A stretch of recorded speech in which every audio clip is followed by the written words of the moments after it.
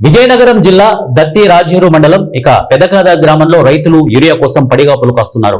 మంత్రి కొండపల్లి శ్రీనివాస్ చొరవతో గ్రామానికి యూరియా వచ్చినప్పటికీ వ్యవసాయ శాఖ అధికారుల సమన్వయ లోపంతో యూరియా పంపిణీ సకాలంలో జరగడం లేదని ఆందోళన వ్యక్తం చేస్తున్నారు.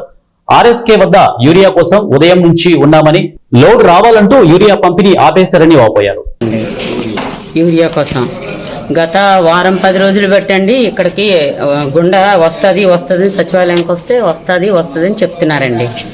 చెప్పిన తర్వాత నిన్న మధ్యాహ్నం 3 గంటలకు గుండె వచ్చిందండి.